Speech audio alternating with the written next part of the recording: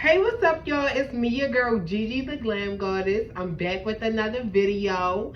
And this week's topic, we're talking about the covert narcissist, part 2. Okay? So let's go ahead and cut the chit chat and go ahead and get on into it. First sign, you're dealing with a covert narcissist, part 2. Okay, so the first sign that you're dealing with a covert narcissist is, got my handy dandy notebook. Okay. Yeah, emotionally unavailable. If you are in need to have deep connection with these people, not happening. Okay. So I think that this is so important. I talked a little bit about it in part 1, but I'm gonna elaborate a little bit more what I mean by this. So when it comes to having emotional empathy, just being emotionally there for someone, you have to have empathy. Okay. And so with these people, because narcissists have a hard time connecting with feelings, they can't really understand and connect with you and what you may be feeling. So say if you got any problems, especially with the covert narcissist, if you have any financial problems, if you have death in the family, I talked about that. Just whatever your situation is, they'll lack a lot of empathy. You'll almost feel emotionally disconnected from these people. So that's one big sign that you're dealing with a covert narcissist, is that you feel emotionally unconnected with these people. You feel like they just don't have it to give to you, like pour back into your cup. You find yourself always the one building them up, and that they never can pour back into your cup and build you up and tell you positive affirmations about yourself. For one, I want to say that a lot of them be low-key hating. A lot of them be, jealous and don't really know how to give you, your congratulations, your flowers, so to say. Okay, so you just got to be very careful when dealing with these coverted narcissists, because they will play on your emotional strings, and you'll find yourself, it's like once if they have a problem or in some emotional distress, you find yourself pouring into them, but then when it comes time for you, they just don't have it. Okay, so just beware of that. All right. So now let's go ahead and talk about the second sign that you're dealing with a coverted narcissist, or narcissist in general. Okay, the narc supply. Okay, ooh, the narcissist supply comes in forms of toxic friends and other dating supply. Ooh, Jesus, this is some good. Listen, okay.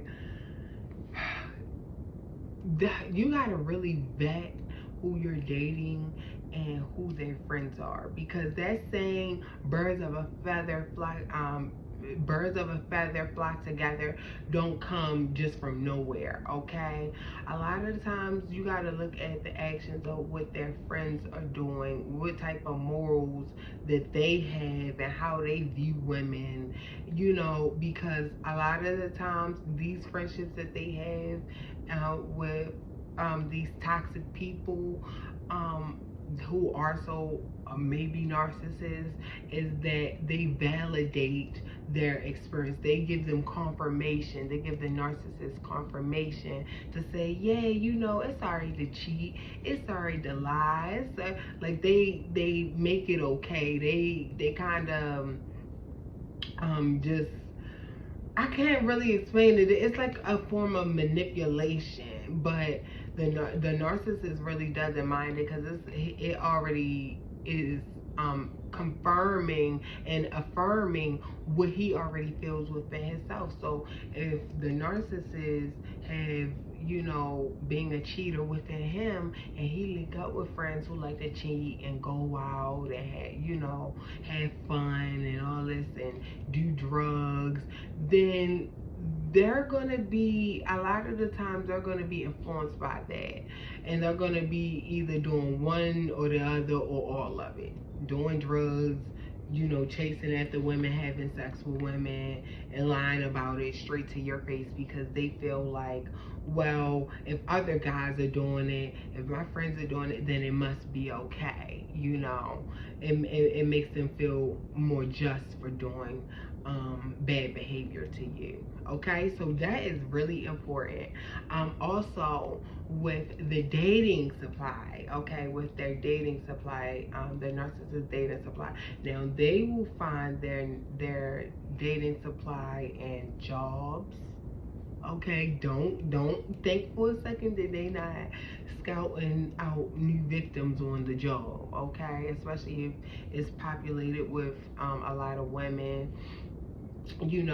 They, a lot of the times, they'll try to get that narc supply from their female co-workers. They'll get it just from Facebook, Instagram. A lot of the narc supply comes from there too. They'll seek out women and inbox women to get that narc supply. It's all to feed their ego. Okay, y'all, it's ain't nothing more but to feed their ego and to give them that confidence boost. And if they have some lustful ways about them, if they have a sex addiction on the low, then it's a way for them to act out that fantasy. Okay, now I know y'all don't want to hear this. I know this is a lie, but I'm just keeping it real. Okay, so you got to be very careful when it comes to dealing with these people, and be very observant. And I'm not saying be obsessive or nothing like that, but just be observant. Like, I noticed you got a lot of female friends, and then what, on their page you see a lot of them aren't even classy women. They're like porn stars and escorts and just thotty girls that's showing their ass. Girl, I know one time I was dealing with this dude, went on his phone, and it, like his Facebook or whatever, it was to actually log into mine. And I was so surprised, like literally, like if the story mode, it literally was all girls with their asses out. Like 12 stories, like probably more. Like it was so much. I was like, wow. And then the inboxes was crazy, and they get their narc supply like that. Okay, off of these social media, off these dating websites and shit like that.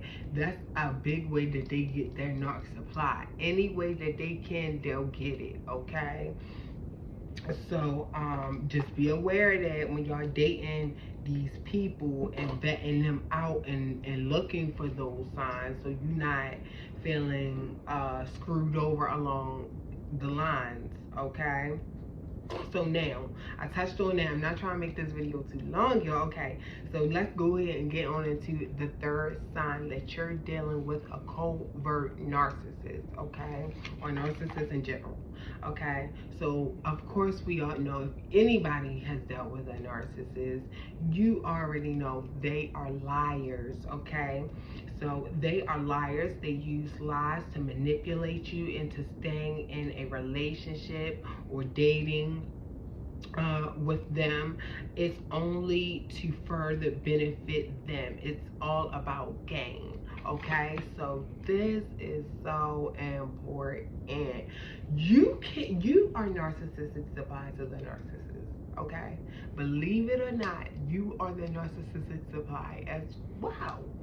So what they'll do is they have to manipulate you and lie to you to keep your supply, to keep whatever you're benefiting from them. So say if you got good cat, you got some good cat, I'ma just go ahead and say it. You look good, you make them look good in public or with their friends, when their friends come around, or it's very superficial reasons. If you got a car, if you got a house for them to stay at, like if you got money, so you know you could, so they can play the covert part, and oh, I need help, so they can use you for that. It's all about gain and manipulation when it comes to the covert and narcissist.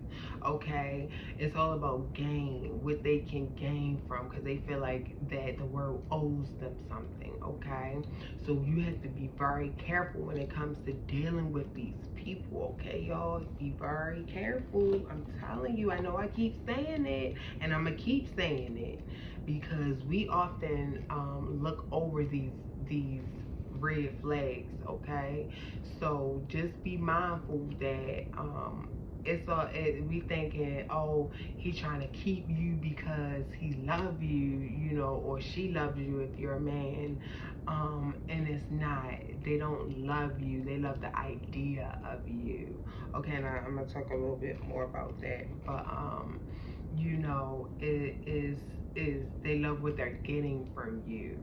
Okay, so be very careful when it comes to these narcs. Okay, now this moves me into the fourth part for this video. They love to compare you to other they love to compare you to other women or men if you're a man watching this video. Okay, so this is so important. They love to compare you to other bitches. Like, they love to do it. It's like, why are you trying to compare me to another bitch? Like, okay, for instance, I'm gonna give y'all this, right? I was, you know, in this relationship with this dude, and we was in conversation, just regular conversation. We wasn't arguing nothing, like how me and you having right now. And pretty much he told me, like, he was talking about this girl or whatever, and he was talking about like how she had tattoos or whatever case might be, and how she looked or whatever case might be. I'm like, oh, okay, cool, like, cool, all right, cool, whatever. And he proceeded to ask me to tell me, so why don't you got tattoos? Excuse me, like, yo, what? So now you dealt with a bitch, they got tattoos, now you want me to have tattoos? I didn't have tattoos when you fucking met me. And he didn't even have tattoos. So it's like, he only had one tattoo, I had one tattoo. So it's kind of like, what the fuck? How are you telling me, like, oh, why didn't you get tattoos? Trying to influence me to be something more that you like. Or like, even for instance, they'll compare your body, like, oh yeah, only if your ass was like just this much bigger. Like, girl, I had it with these narcissists, I'm telling you. And it'd be like, what? Like, it's crazy, I'm telling you. Like, they'll do that comparison. You gotta be very careful. If it make you feel uncomfortable, call it out then and there. Don't wait, don't, you know, because that's what I did, because I didn't really know how to respond to it, you know. But call it out. Go ahead and let them finish saying what they saying, so you can see their perception and see who they really are. But at the end of that conversation, make sure that you call it out and don't wait days later or don't say nothing at all. Okay, I'm just letting y'all know that for a really important tip. Okay, so now the fifth and final one, right? So they will need you until they don't need you anymore. They love the idea of you. They only love the idea of you. Okay, so let me tell y'all what this means.